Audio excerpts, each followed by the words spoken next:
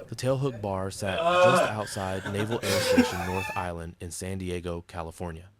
It wasn't fancy, wooden floors, dim lighting, walls covered with squadron patches, photographs of aircraft, and framed commendations.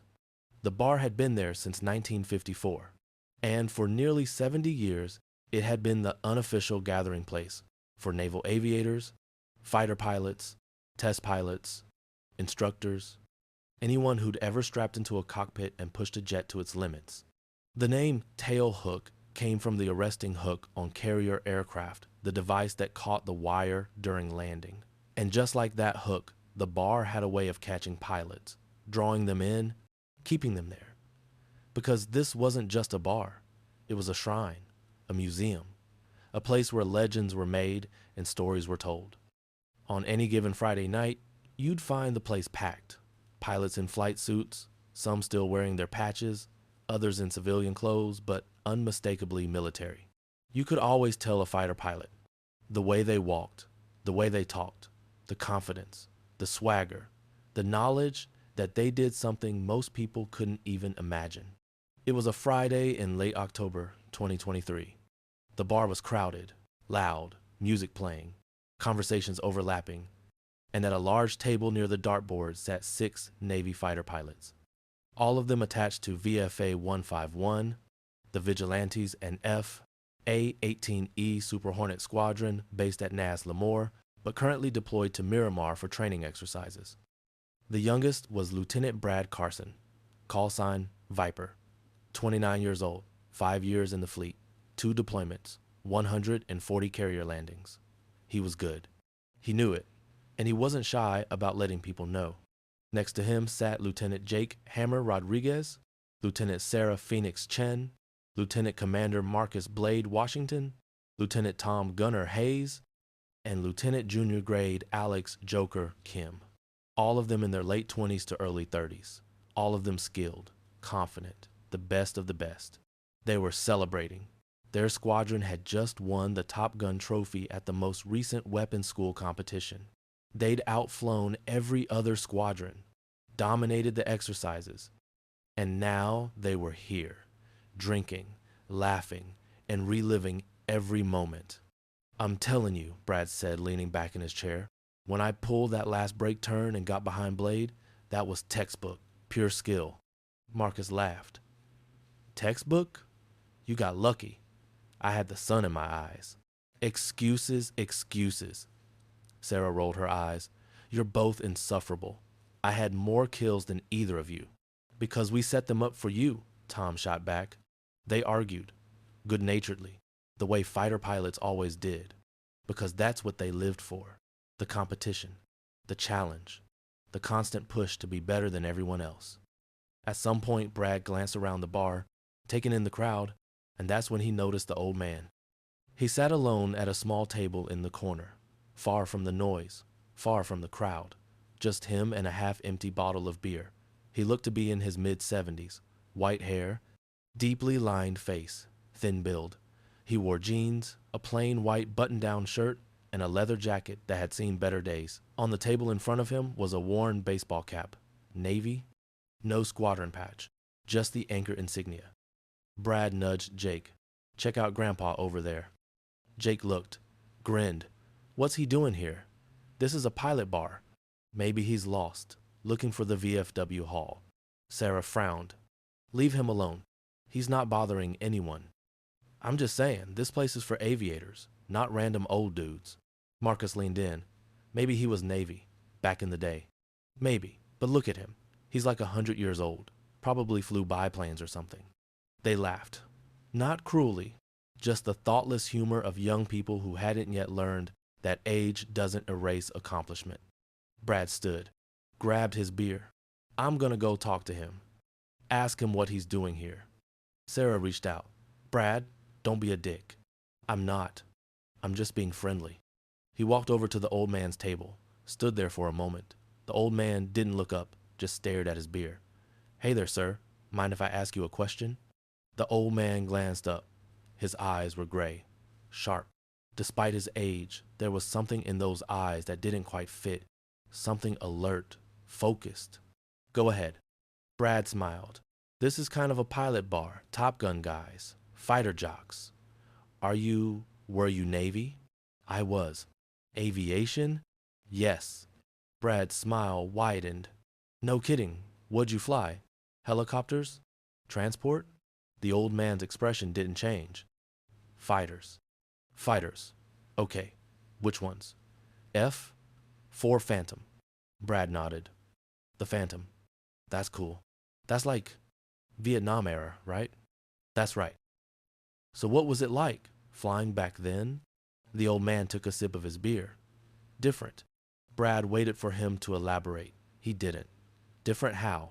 No computers, no GPS, no fly-by-wire. Just you, the stick, and the throttle. Everything was manual. If you made a mistake, the jet didn't save you. You died. Brad nodded, trying to relate, but he couldn't. The Super Hornet he flew had more computing power than the Apollo 11 spacecraft. It practically flew itself. Must have been tough. It was. Brad glanced back at his table. His buddies were watching, grinning, waiting to see what he'd do. So, I've got to ask, back in your day, did you guys have call signs? Like nicknames? The old man looked at him, really looked at him. And for just a second, Brad felt uncomfortable, like he was being evaluated, measured. We had call signs. What was yours? The old man paused. Then, quietly, Ghost Rider. Brad blinked, then laughed. Not loud, just a chuckle. Ghost Rider. That's pretty cool. Sounds like something out of a movie. He turned back to his table, raised his voice. Hey guys, Grandpa here says his call sign was Ghost Rider. His buddies laughed, raised their beers in mock salute.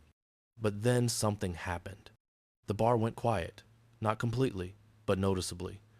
Conversation stopped, heads turned, and from a table near the bar, a man stood up. He was older than Brad's group, maybe mid-50s. Gray hair, but still fit, still had the bearing of a military officer. He wore jeans and a polo shirt with a small VFA 41 patch, the Black Aces. His face had gone pale. He stared at the old man, then at Brad, then back at the old man. Did you just say Ghost Rider? Brad turned. Yeah, that's what he said his call sign was. The older man walked over, slowly, like he was approaching something sacred. He stopped in front of the old man's table. Sir, I need to ask you something, and I need you to be straight with me. Are you Colonel James Brennan? The old man looked up at him, nodded once. I am. The older man's hand came up, saluted, sharp, perfect. Sir, Commander Michael Hayes, call sign Maverick. It is an honor to meet you. The old man returned the salute. At ease, Commander. Hayes dropped the salute but didn't move. Sir, I've heard about you my entire career. Ghost Rider, the legend. I thought you'd passed away. Not yet. Hayes turned to the bar. His voice boomed. Everyone, listen up. This man right here is Colonel James Brennan, call sign Ghost Rider. He flew F-4 Phantoms in Vietnam, 1,968 to 1,972. He has 12 confirmed MiG kills. 12.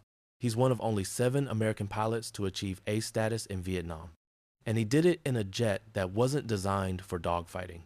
The bar had gone completely silent now. Every eye on the old man. Hayes continued. But that's not why he's a legend. He's a legend because he went down behind enemy lines 3 separate times. And all 3 times, he evaded capture. Walked out of North Vietnam, through jungles, through enemy territory, and made it back to friendly forces. Every single time. The North Vietnamese called him Ma Bay, the ghost who flies, because they couldn't kill him. Brad felt his stomach drop. He looked at the old man who sat there, calm, quiet, like none of this was a big deal. Hayes wasn't done. On his final combat mission, he engaged 4 MiG 21 seconds, alone. His wingman had been hit and was trying to get back to the carrier. Ghost Rider stayed behind, drew the MiGs off, shot down 2 of them, damaged a 3rd, and brought his Phantom back with over 300 holes in it. Landed on the carrier with 1 engine on fire and hydraulics failing. They had to cut him out of the cockpit. The bar was dead silent. Sir, Hayes said, looking at James. Every fighter pilot in the Navy knows your name. You're in the training manuals. You're taught at Top Gun. You're the standard we're all trying to reach. James took another sip of his beer. That was a long time ago. Hayes shook his head. With all respect, sir, what you did doesn't have an expiration date. Brad felt like he was going to be sick. He just mocked this man, called him Grandpa, laughed at his call sign, in front of everyone. He stepped forward, his voice shaking. Sir, I'm sorry. I didn't know. I was completely out of line. James looked at him. You didn't know because you didn't ask. You saw an old man and assumed he was irrelevant. I'm sorry, sir. James nodded. Apology accepted. But let me give you some advice, son. Don't assume, not in life, and especially not in the cockpit, because assumptions get you killed. Brad nodded, couldn't speak. Hayes pulled up a chair. Sir, if you don't mind, I'd love to hear some of your stories. The real ones, not the sanitized versions they teach us. James considered. I don't usually talk about it. I understand, sir, but these young pilots, he gestured at Brad and his table, they need to hear it. They need to understand what flying used to be like, what combat used to be like, before all the technology, before all the safety nets. James looked around the bar, at the young faces staring at him, waiting, hoping. All right, one story, then I'm going home. Hayes grinned. That's all I'm asking, sir. James took a breath. May 10th, 1972. I was flying out of USS Midway, air superiority mission over Hanoi. Me and my Rio radar intercept officer, Lieutenant Danny Garcia. We called him Deacon. He paused, remembering. We got a call from Red Crown, enemy aircraft, bearing 285, 15 miles. We turned to intercept, and on our radar, we saw them. 4 contacts. Me G, 21 seconds. The best fighter the North Vietnamese had. Brad and his friends had moved closer. Listening. Transfixed.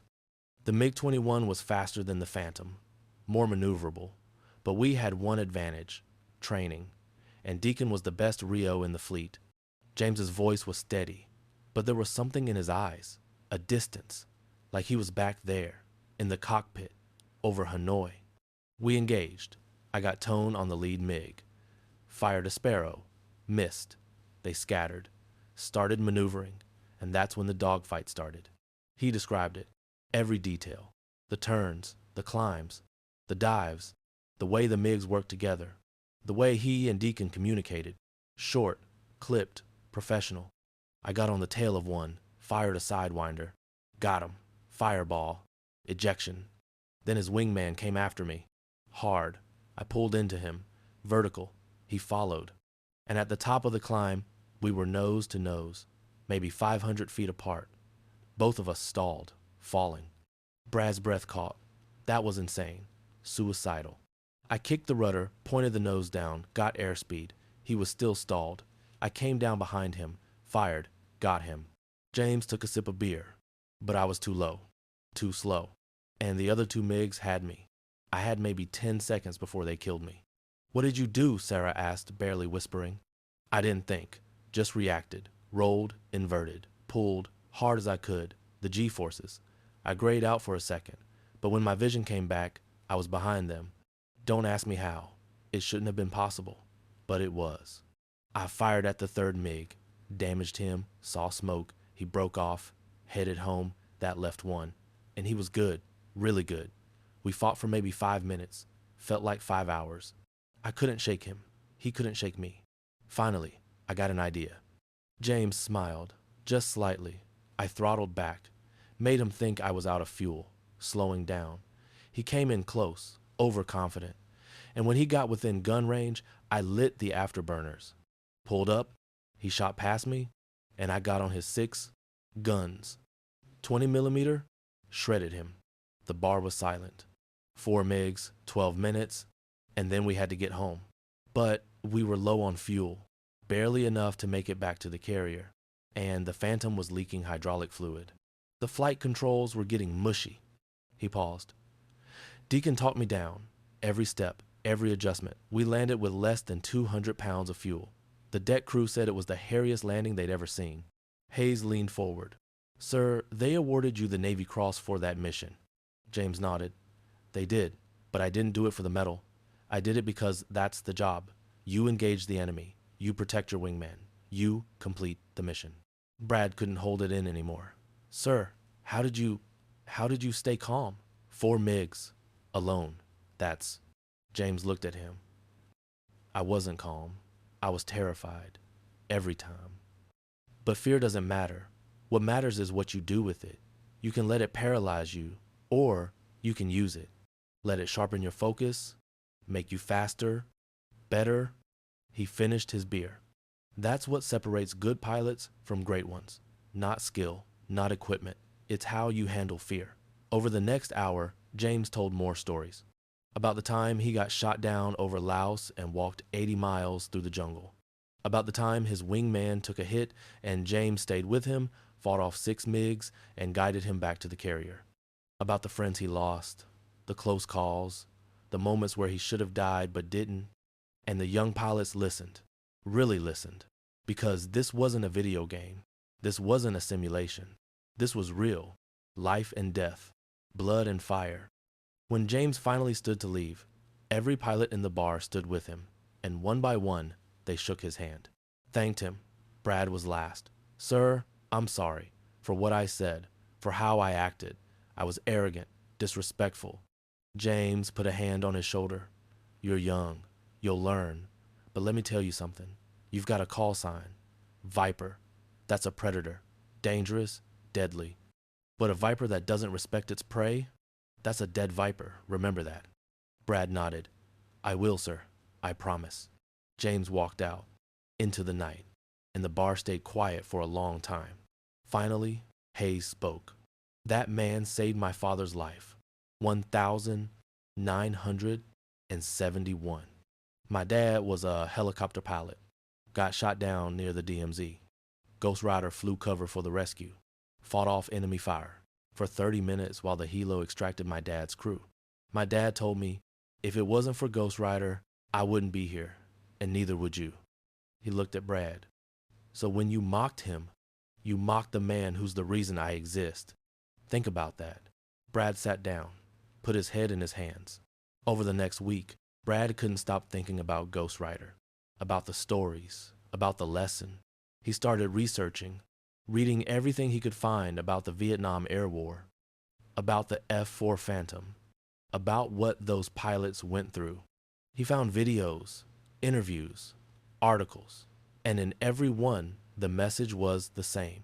Those pilots flew with less technology than a modern car. No computers, no GPS, just skill, experience, and courage. He found an interview with Colonel James Brennan from 1998, asked about his service. His answer, we did what we were trained to do, nothing more. The real heroes are the ones who didn't come home. Brad realized something. He'd been arrogant. He thought that because he flew a Super Hornet, a technological marvel, he was somehow better, more skilled, more capable. But the truth was, the Super Hornet did half the work for him. It stabilized the jet, calculated firing solutions, warned him of threats. Ghost Rider had none of that, just his hands, his eyes, his brain. A week later, Brad went back to the Tailhook. On a Tuesday night, quiet, only a few people there, and sitting in the same corner was James Brennan, same table, same beer. Brad walked over. Sir, may I join you? James looked up, nodded. Have a seat. Brad sat. Sir, I've been thinking about what you said, about assumptions, about fear, about respect, and I realized something. I've been a terrible pilot. James raised an eyebrow. That so? Not technically. I'm good at the technical stuff. But I've been flying with ego, with arrogance, like I'm invincible, and that's dangerous. James nodded. It is. I want to be better. I want to learn, not just how to fly, but how to be the kind of pilot you were, the kind who doesn't quit, who protects his wingman, who completes the mission no matter what. James studied him. Why? Because one day I might be in a situation like you were. 4 MiGs, alone, low on fuel, and I want to make it home. I want to bring my crew home. And right now, I don't know if I could. James was quiet for a moment. All right, I'll teach you, but not here, and not in a jet, at least not at first. Where? My hangar. I've got a Phantom, retired, non-flyable, but we can sit in it. I can show you the controls, teach you how we did it. And then, maybe, if you're serious, we'll see about getting you some stick time in a warbird. Brad's eyes widened. You do that? If you're serious, yes. But it won't be easy, and it won't be fun. It'll be hard, frustrating, and you'll fail. A lot. But that's how you learn. Brad extended his hand. I'm serious, sir, I promise. James shook it. Then we start Saturday. 0600. Don't be late. For the next 6 months, Brad spent every weekend with James. In the hangar, in the Phantom, learning the systems, the procedures, the mindset. James was a tough teacher. Demanding, unforgiving, but fair. And slowly, Brad changed. He stopped showing off, stopped talking about his kills, started listening more, observing, learning. His squadron noticed. His commander pulled him aside. Viper, what's going on? You're different. I'm learning, sir, from someone who actually knows what combat is. Who? Ghost Rider. The commander's eyes widened. Colonel Brennan? He's teaching you? Yes, sir. Then you listen to him, everything he tells you. That man is a national treasure. 2 years later, Brad was flying a combat mission over Syria, escorting a strike package, and things went wrong. Enemy aircraft, unexpected. His wingman took a hit, ejected. Brad was alone, outnumbered, and for a moment, he felt the fear, the panic. And then he heard a voice in his head, James's voice. Fear doesn't matter. What matters is what you do with it. Brad took a breath, focused, and engaged. He fought, smart, patient, used everything James had taught him, and 20 minutes later, he'd driven off the enemy fighters and guided the rescue helo to his wingman's position. Everyone made it home. When Brad returned to base, he called James, told him what happened. James was quiet for a moment, then, you did good, son. I'm proud of you. And for Brad, that meant more than any medal ever could, because he'd learned from a legend and become something more than just a good pilot. He'd become someone who understood what it meant to fly with honor, with courage, with respect, all because an old man in a bar had given him a second chance and taught him what Ghost Rider really meant. Not just a call sign, but a legacy.